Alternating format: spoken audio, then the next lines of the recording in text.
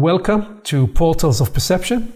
We are literally picking up exactly where we were in a minute ago when we landed with Jeff, the journey in terms of the exploration of the inner conclave, and we landed the exploration in octave 1, where I'm going to bring up the slide again on the screen, where we started to explore really the first octave we proposed in the rich and vast space that we can bring to the work of the inner conclave.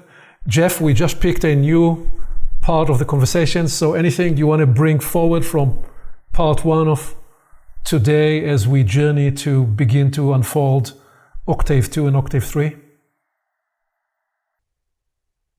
Well, I bring a keen anticipation to the exploration of the second and third octaves, and a sense that maybe they happen concurrently to some extent. So healing and releasing is going to go on a while at the level of the world. And clearly we're also metabolizing the stories, the traumas, the impact of collective unconsciousness and disputes within the human family. And at the same time, we're developing and cultivating the new capacities that move us beyond our tribal conflicts and other manifestations of maybe a different stage of collective consciousness that are being released. And then communion as an outcome of this process. I'm definitely keen to actually not only see what that looks like, but experience it. Indeed. So you're absolutely correct. These are interpenetrating, interpermeating realms. And in part 1 of this exploration, we traced the origin story of how the modality appeared and evolved over the last 40 years. And when we then approached describing the developing and cultivation, it was clear that we could use 10 days to just open the space. And I had little time over the weekend to attend to this. And the example I've chosen to focus was cultivating a capacity or a skill. I did delineate, and I'm offering now, that there is a whole body of work here about we could open up about the character assembly quest. And we have touched that in different ways in the past, when, for example, we looked at the 1,000 faces of Homo Universalis. This was an example of working into the different facets of who we are becoming. It was when we brought that, Jeff, that you said, I think there is a way to represent that with color and symbol, and we have not done that yet, but you'd be pleased to know that we've generated by now 14 conversations, 14 episodes in what we call the Universalis project. And it took us a couple or 3 conversations to just begin to open up what space making was all about and what inquiry framers and listening priests were about. So these are examples of the spaces we may choose to cultivate as we do this work of octave 2, which, as we do so, will travel again into octave 1 and octave 3, as I'll demonstrate in a minute. So where to start? Well, I suggested that a way to begin this space is, can you describe a true focusing need? And one of the people in the team working on this promotion is a keyboard player. So I asked him to describe a little bit of his journey when he decided some 10 or 12 years ago to reclaim the keyboard, because he used to play for many years and then he left it, abandoned it, and then decided to pick it up again. Pick it up again as a tool to express his creativity, his talent, be in service to others, discover ways to play music that will support healing, music that will support creativity work, music that will support meditative work. Use music in a versatile way to facilitate different atmospheres, different modalities. And what was it that he embarked on? And when he tells the story, he describes how he needed to, in the first place, bring his physicality back to shape, and needed to put some strain on his hands and on his fingers to get back the flexibility and versatility. And so earlier on, when he embarked on that journey, he became worried that he was developing carpal tunnel syndrome, which obviously produced anxiety, which brought him into the doctor's office. At which point the doctor said, there's no carpal tunnels here at all. What there is strain on your hands. So just take it easy, relax. He was narrating the example of how his musical ears were more advanced than his physical access, and he needed to get back in shape. And the story distilled profound insight that relates to the healing dimension, which is that when you are about to step into a new space of development and learning, you will encounter time and again frontiers of resistance, internally, physically, energetically, psychologically. You will also encounter potentially relational resistance, environmental resistance. And when we encounter resistance, developmental resistance, those will often show up as with physical symptoms. We will experience pain, we will experience strain, sometime in the back, sometime in the throat, sometime in a variety of ways. The body, mind, energetic form will teach us about the development we are going through. And often, this was the learning from his experience, when we experience physical symptoms, we begin to make up a story in our head.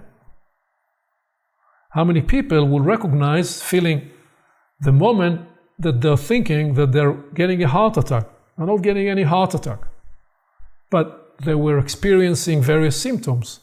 Maybe in some cases it was a heart attack. But there is a journey of discovering to work with this mind, energy, body system, where the development journey will time and again put us to the test. And then he described the kind of versatility and disciplines he needed to develop in finding the accessibility, the availability to different moods, different emotions, different sentiments, to become indeed almost a neutral conduit. So how do you serve different needs, different people, different atmospheres, different processes through the keyboard? You have in yourself to be colorless, in the sense of you don't put on it your color, you allow the color of the experience, the nature of the experience. Some experiences will have warm colors. Some experiences that bring about laser focused mental inquiry will bring cooler colors in the presence in the atmosphere. And Paul, who I'm describing, developed the versatility to express and enhance these and augment these musically.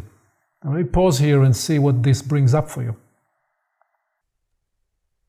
First of all, I can relate as someone who has used my hands to write a lot of software back in the day, writing books now. And there were times when I could feel my wrists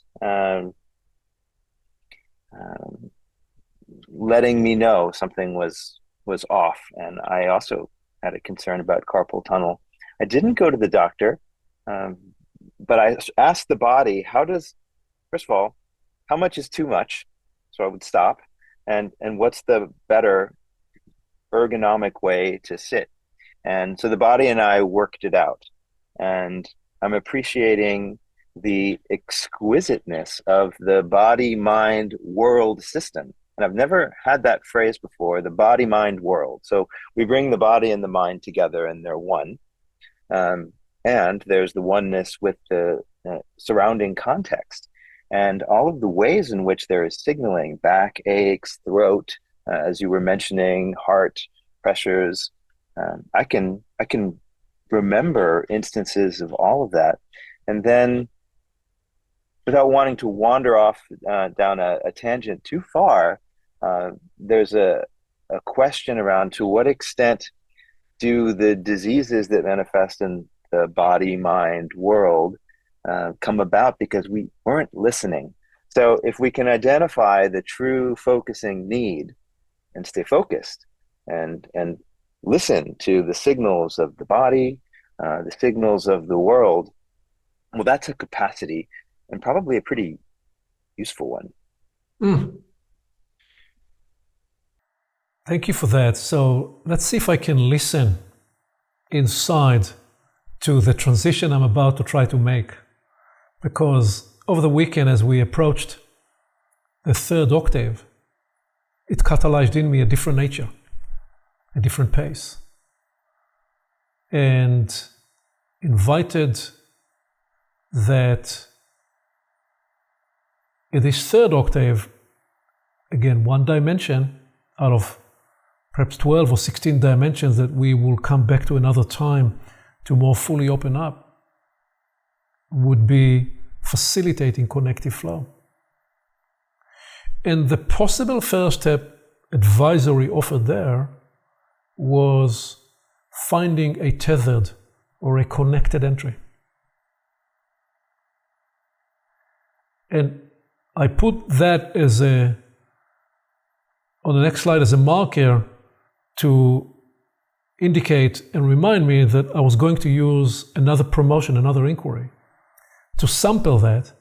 But before I get there, I come back to what we visited in the previous episode in terms of response to the question about practical advice, because all that I've done so far was really in the first episode was the sampling mostly of number 3 and number 4. Well, number 1, number 2, number 3, and number 4.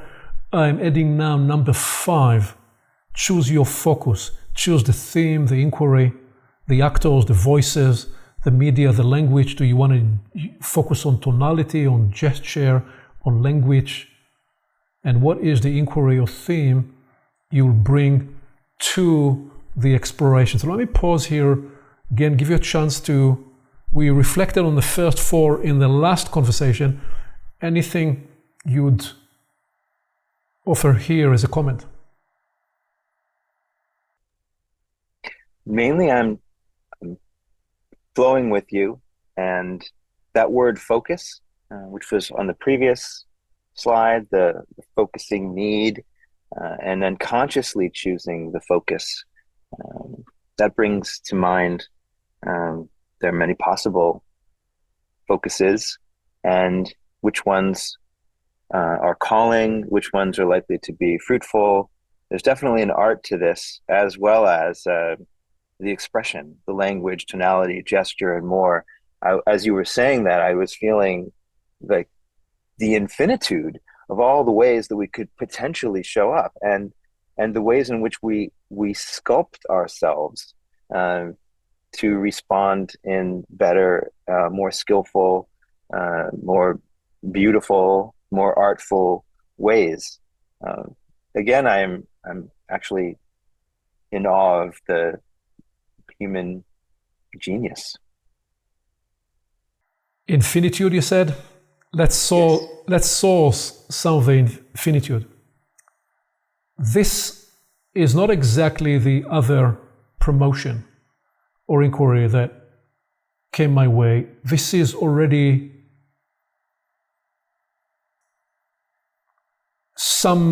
after some massaging and working with it, because see, going back one slide here, what we said is that we need to find a tethered connected entry. And what we don't have time on the recording today to fully elaborate was we demonstrated over the weekend. So sometime there will be an inquiry or a question, and you would need to just work with that first formulation until it becomes an entry point that you can then take for a ride. And I've demonstrated on other situations of how there is a practice whereby I will, with a group, download 40 questions or 60 questions. And we will calibrate in the way you do calibration, which is the question that feels closest. And we'll continue to refine it so that when we take it as an entry to the inner conclave, we have taken an optimal entry. So this is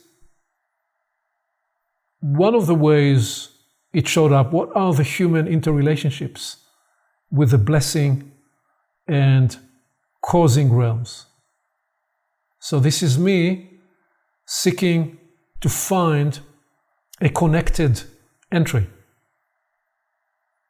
And I want to try and go live, as we are live here, and see how it will configure itself. It will be different to what it was over the weekend, because it was in a dialogue with a person, and there was the intimacy of that moment in time with a large group of people present in support. And so this is where it begins. So again, we are seeking to find entry, to sample the third octave of the conclave work. And if I could, my voice here will become softer. I'm a little bit using my voice in a harsher way today because of the way of just retelling the story. But my voice typically here will go softer, and I'll talk in a quieter voice, because the need is to listen inside while I listen outside of me. And alongside with what are the human interrelationships, what's the nature, how do those develop, how do we humans come into association with the blessing and causing realms, there was a second clarifying question, which was more expressing the need that arose in the inquiry, in the promotion, which was, what is holding us back from discovering greater flow and intimacy with these realms? So I was seeking to work with that, and it was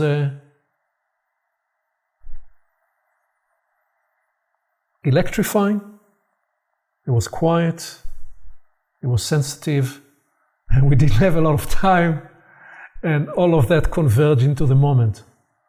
And where I then felt compelled to go to next from here, which was first describing that I love this moment. I love the moment where I don't know where and how the conclave will configure itself in response to this question. I call this moment hovering in the synaptic cleft of possibility, in the face of the unknown, truly being in the liminality of not knowing. And then this was the voice that appeared, the fearless jester. Why will the fearless jester show up? What is your understanding and appreciation of the jester? What was the function of the jester? Is that a question for me? It is a question for you, Jeff. I was hoping you were going to answer it yourself. I can.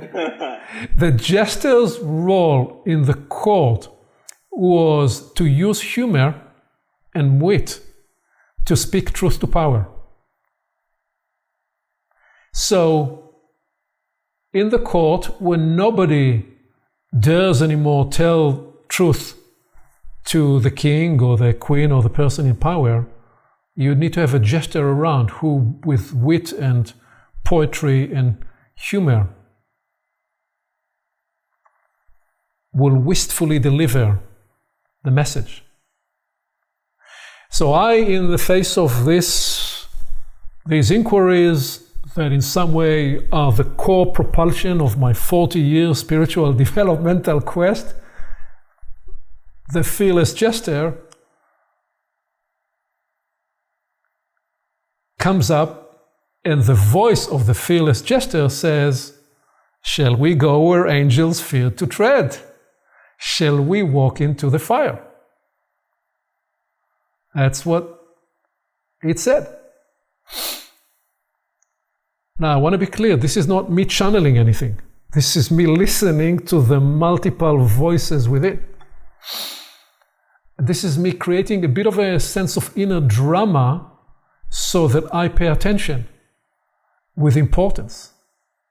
Because I understand that these inquiries, they are, whether we're going to be able to access that on point or not, they lead into the realms of power, interior power and power at large.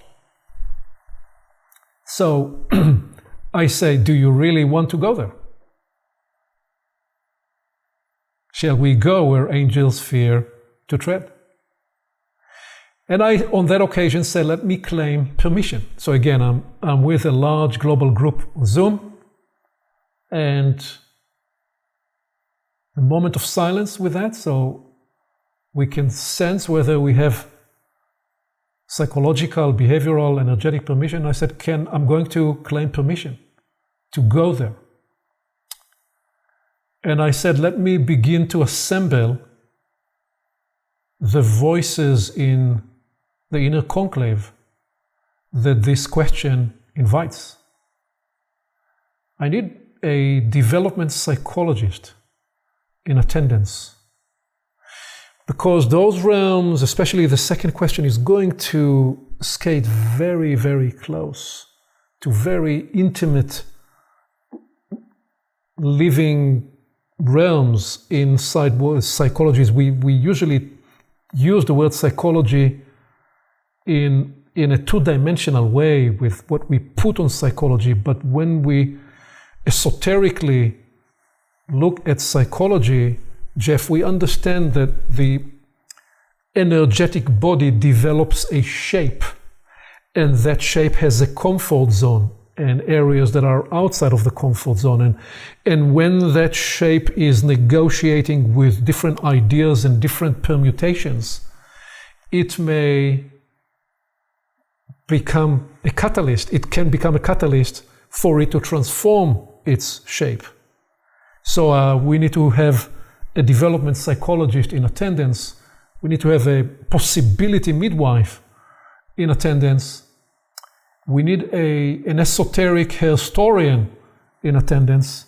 I use the word historian in a very particular way. If you Google historian, it will tell you that it's a way of telling history from the feminine point of view. I have used her story for the last decade in a whole other context.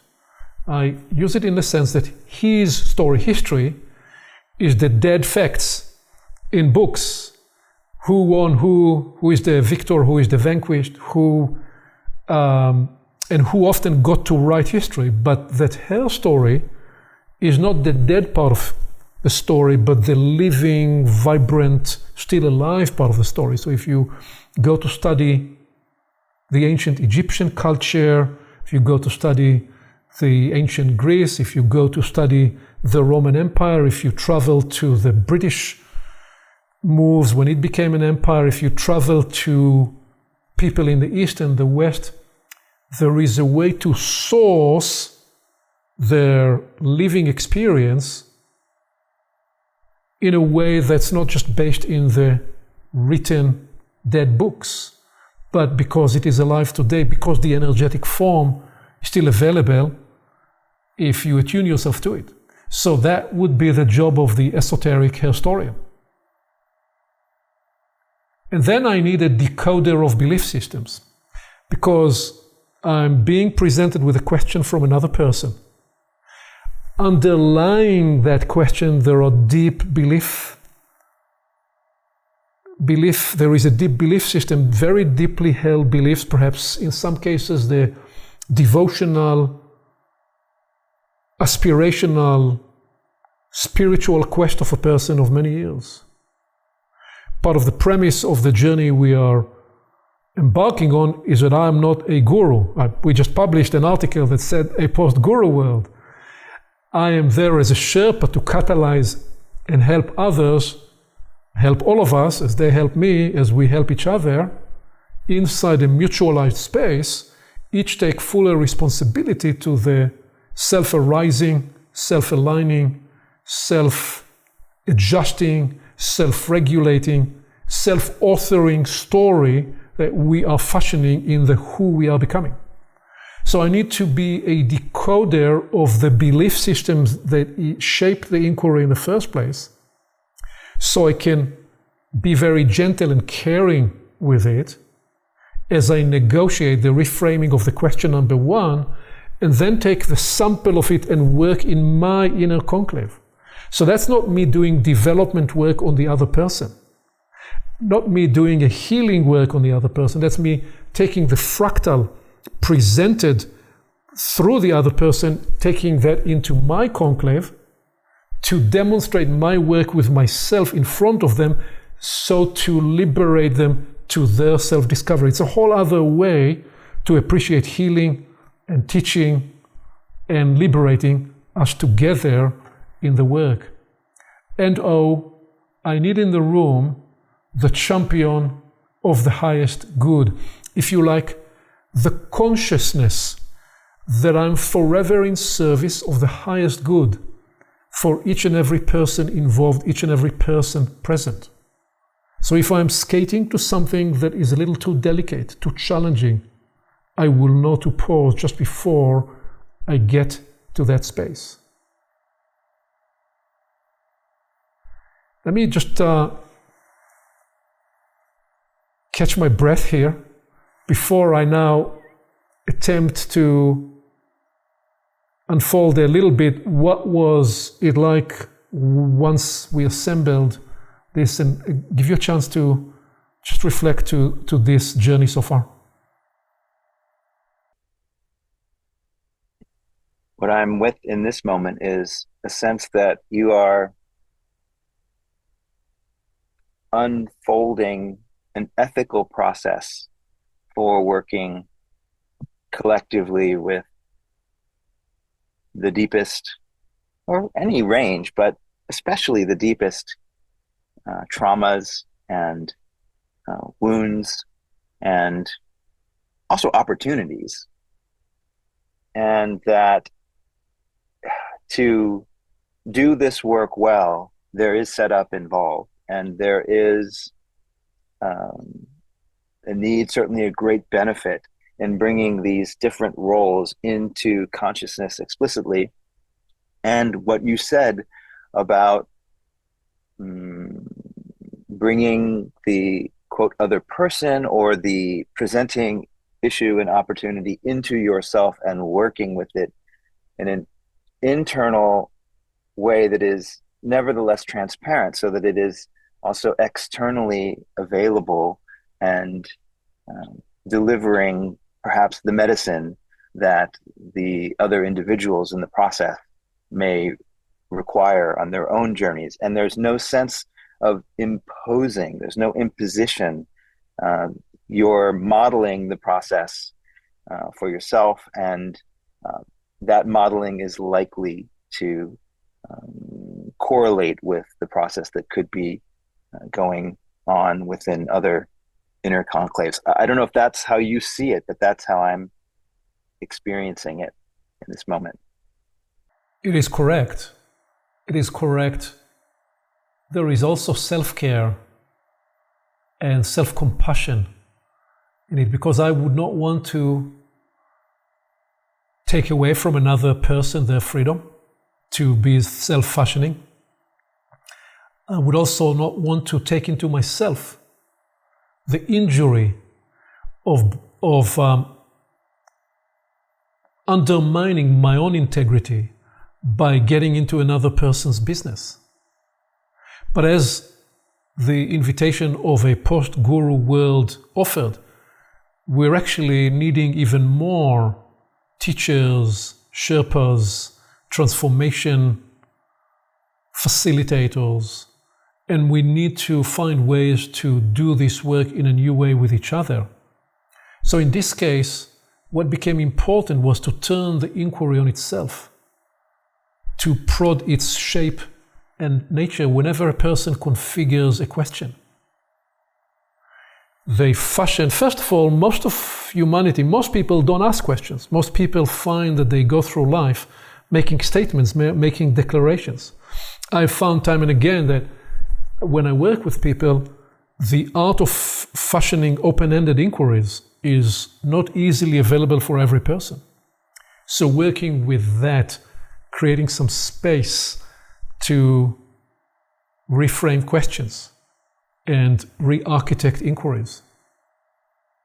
And then recognizing that whenever we ask a question, we already bring into the inquiry a whole topography of meaning. If somebody is asking about the invisible realms of power, the invisible blessing and causing realms, they have, if not conscious, more likely semi or unconscious map underlying that. It has a shape, it has permission, and it has limitations of that permission. So if we are asking to find greater flow and intimacy, it will involve negotiating the barriers, the walls, the preventions that hold back, that contain that shape. And sometimes what people feel and find to be most precious, their source of power, genuine source of power, is also the shape of the limitation of that power. So how do you help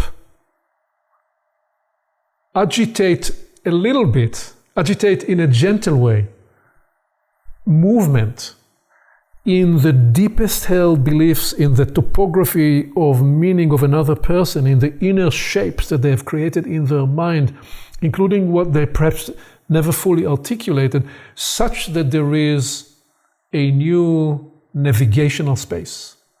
That is part of the way of turning the inquiry on itself.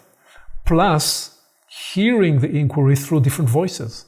As we described before, the voice of patience, the voice of care, the voice of strength. Asking and framing the question through different voices. The psychologist, the midwife, the historian, the champion of the best in another person, the champion who is utterly in love with the human genius, with the fact that we were given this technology to birth the multiplicity of who we are on the inside. The preciousness of that, the sacredness of that.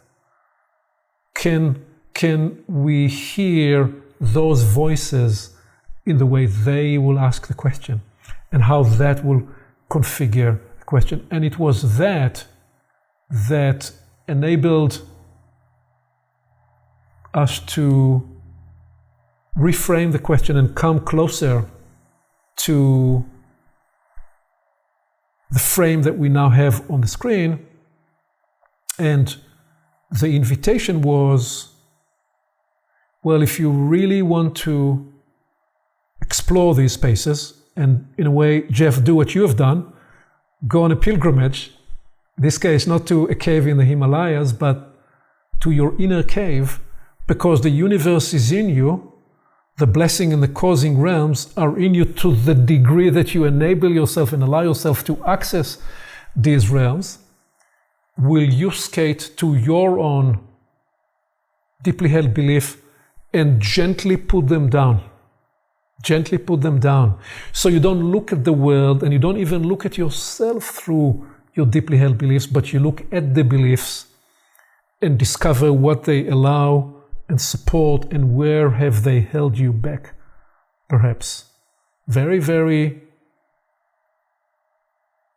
careful work to embark on, because it needs time, needs space, you will have long pauses. This is what you will genuinely need a week retreat for or a month's retreat for, where you can put a deeply held belief on the table, and instead of looking through the belief at everybody around you or at yourself, you will look at the belief and it will become the object rather than the subject. Again, let me pause here for a moment before I go for the final transition that occurred in this conversation. Thank you, Aviv. First, I want to note that the AirPods have given up the ghost, so there's one fewer ghost to work with, perhaps. And I also am appreciating how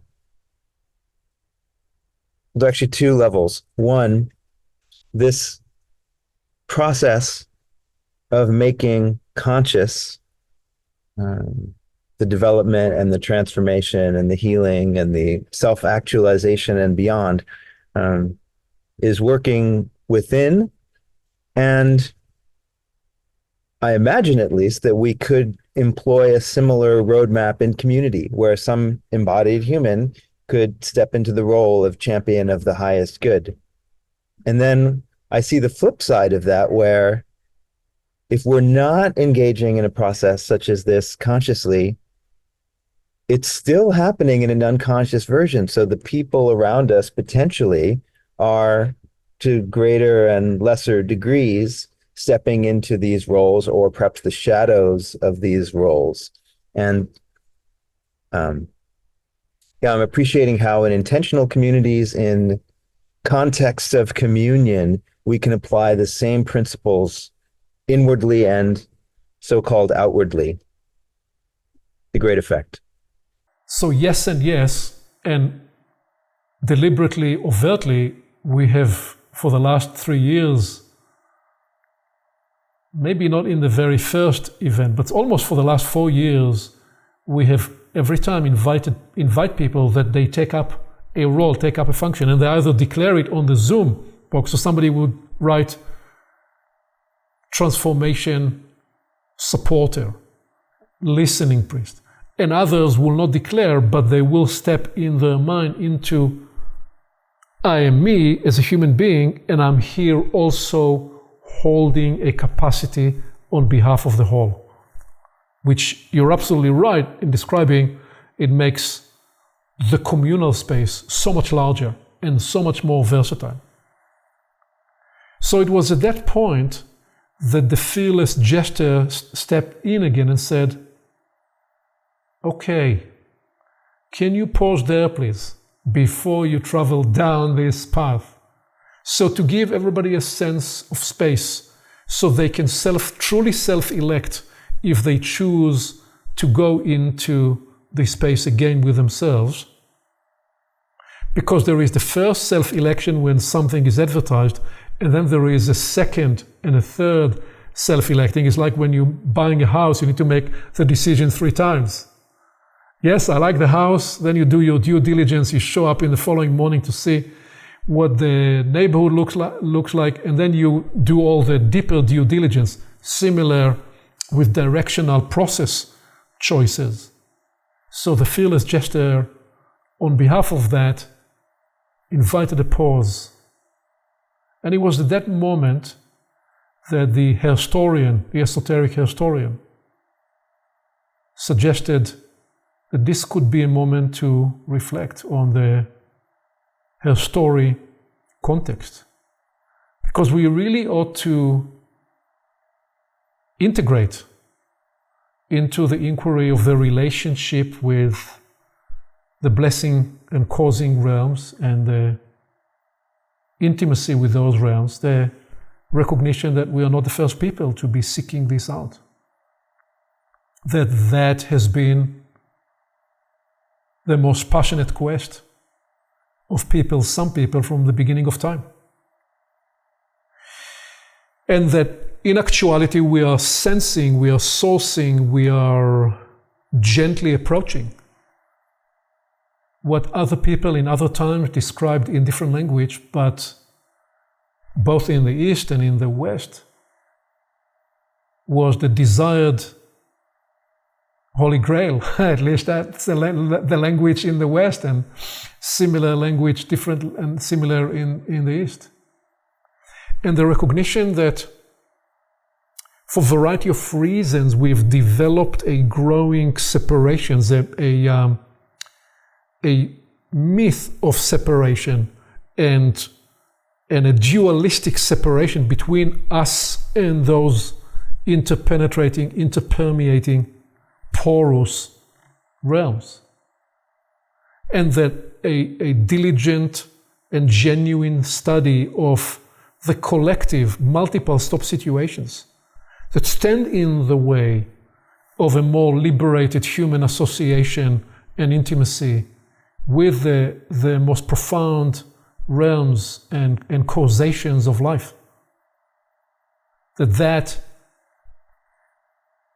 door is open, carefully, with respect, with reverence. Reverence in the sense of appreciating the many who have been before us, who have developed variety of pathways into those, including all wisdom traditions and all mystery schools, who essentially, in the larger, broadest sense, had three functions. Function one was to help humans stay connected and tethered to the blessing and causing realm. So by making sure that there are active teachers in different places around the world, those realms, they don't wither in their attendance to human life. And the second was that by practicing life teachers, they became the keepers of some of the known traditional ways and pathways. And if you searched in the East or the West, you could find. There were times where it was difficult to find, but you could find those resources and those places and those teachers that could offer you guidance. And the third function, in some cases at different times, there will be places and teachers who will skate to the edge to offer an update of how the body of work, how the lineage is now ready to evolve to its next iteration.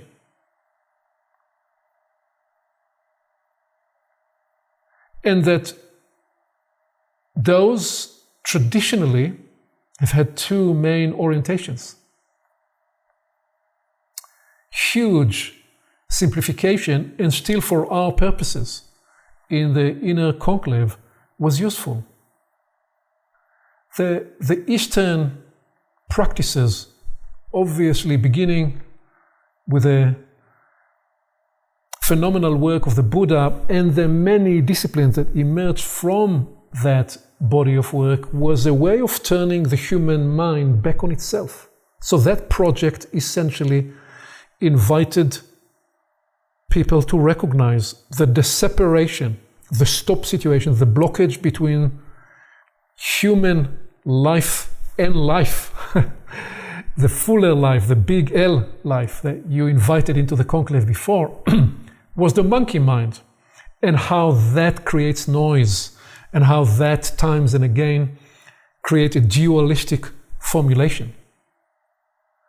And it is almost cruel simplification to say so, but the core orientation has been the work to empty the mind, empty out the mind so that you become emptiness, such that whatever luminosity is available around you, it will find you because you're no longer occupied by the noise of the monkey mind. Hence the many different modalities and meditational technologies and the way of turning the mind on itself to get to that point of quietness and silence, and to defragment, as you sometimes say, the formulations, where again every formulation is a conceptualization that in itself is already separated from the emanating source that brought this ideation or conceptualization in the first place. And could you live into the space that's beyond concept? That has been the main orientation in the East, which was brought to the West with mindfulness practices, where a person is guided to actually reach that point that's beyond thought. To learn to discover that thought by itself was an unreliable artifact inside one's interiority. And then you have the orientation in the West. And the orientation in the West was almost a polar opposite. Hence the Christian, Jewish, and other tradition, where it's not about emptying the mind from words, it's actually saying, I don't trust my interiority. I don't trust my own words, so I'm going to fill my mind, fill myself with the sacred word. I will learn as much as I can the scripture language, and I will recite the prayer time and again. And by populating and filling the space that I am with a sacred word, that will become my pathway, my gateway into intimacy with these realms, the realms of power, the realms of source.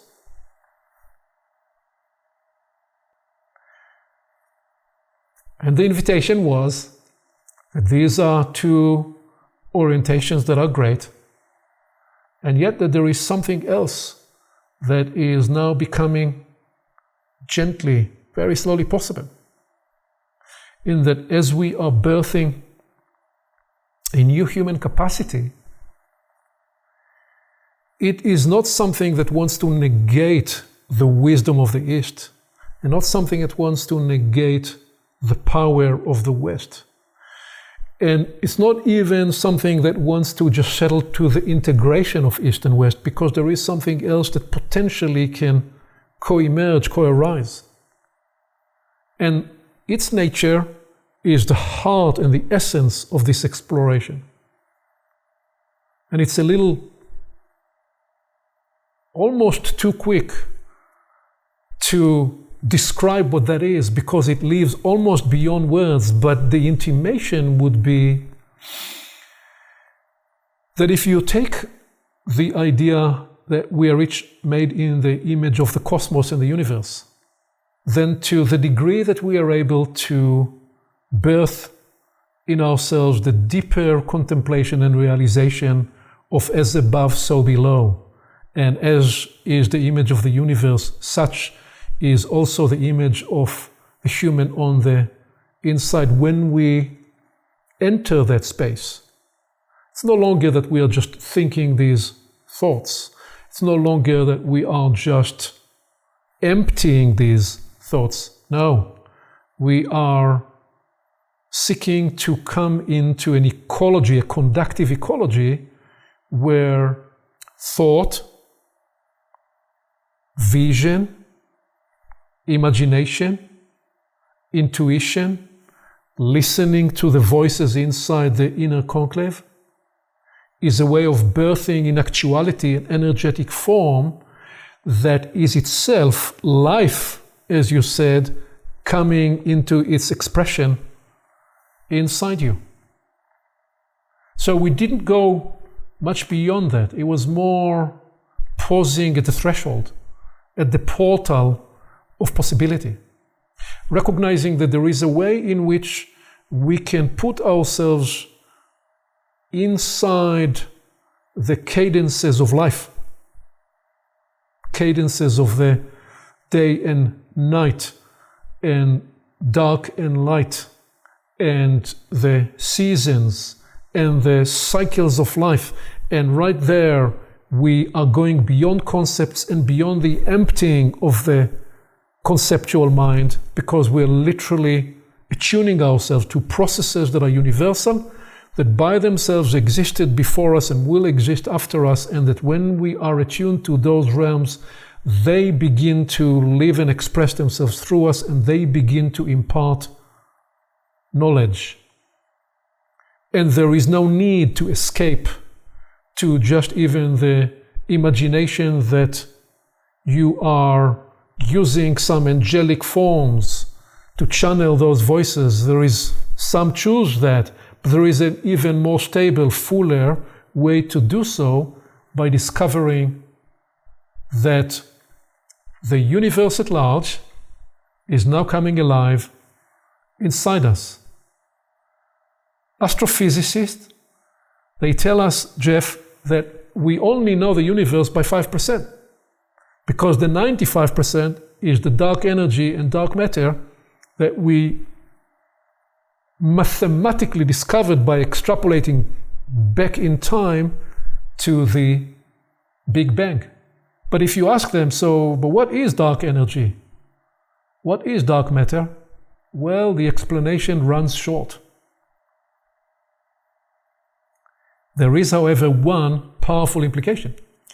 If we only understand and we only see the universe by 5%, and if we are all part of the universe, then by definition we only see and know and appreciate ourselves by 5%. So we are now, I propose, in the early birthing of the 6th and the 7th and the 8th and the 9th, and hopefully the 10th%. If not in this generation, in generations to come. And when we do so, we birth in ourselves the Solaris human, the larger human capacity to emanate life, to be a source of life, and one that is ready to express the full range of potential that is available in the universe, which is what we are gesturing to, the idea of a universalis human. So that was me speaking inside my inner conclave, not lecturing to anybody, but describing how, and it's not so easy to do in quite the same way, but imagine that I was doing so with even a softer voice, almost talking to myself in a contemplative voice about those matters, with long pauses with what does it mean that I only know myself by 5%? How will I feel? How will I know when I discover the 6% and the 7%? What will that look like? Will it facilitate spontaneous healing? Will it facilitate a 10x, 20x, 30x, that is 30 times more powerful articulation, more powerful know-how, more powerful clairvoyant capacities? So that is as much as we got to in the exploration of the inner conclave. I yield the space to you, my friend. Thank you. Once again, Aviv. I so respect the value and the importance of the open-ended inquiry. And what a beautiful example of where you are and where we collectively are, if I may speak generally, in a process of universal expression, individuation, discovery, mutual discovery. And as I feel into the different roles that have been present for you in this example, I can see how, feel how, the way that I have been working, which is perhaps the attunement to the blessing and causing realms, to borrow your language, has brought these roles in without the preparation and thoughtfulness that you are demonstrating. One thing has sort of led to another, and I can see, oh yes, the decoder, the champion, the midwife, the psychologist. I love historian, by the way.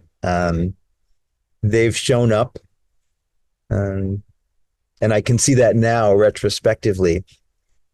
So I am sparked by the possibility of the both and, where source is nudging and positioning this body-mind world, and there's some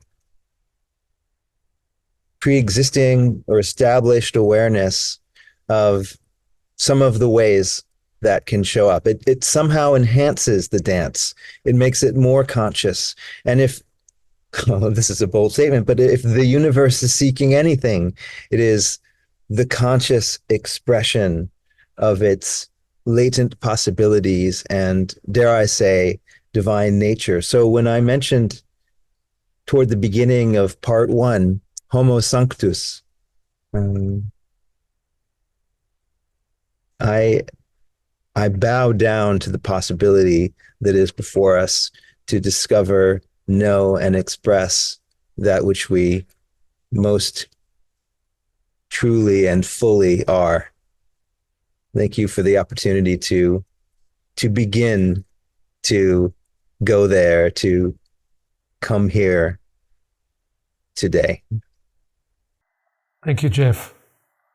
And if I needed to add one more character to the inner conclave that spoke in the end, it's the Galaxian, or the Homo Galaxius, alongside the Homo Sanctus.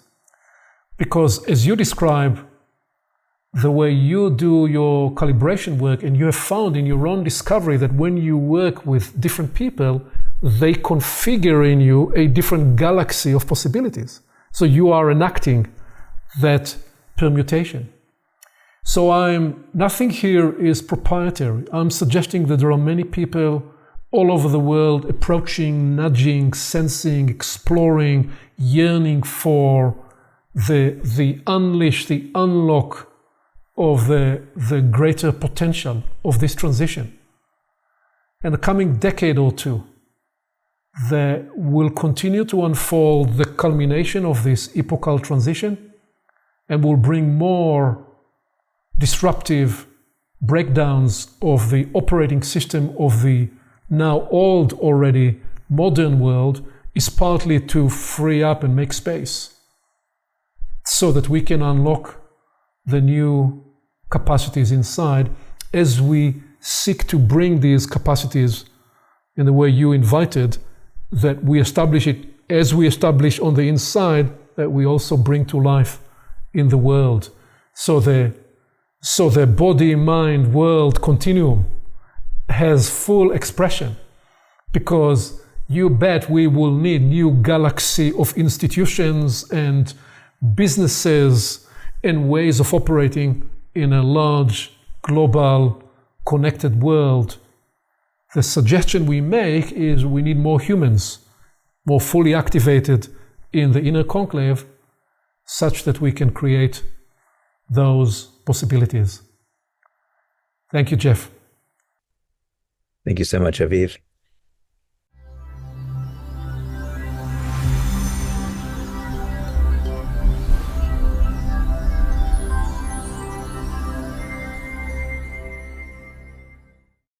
Along with our website at portalsofperception.org, Portals is also available on YouTube and on all podcast platforms, as well as social media.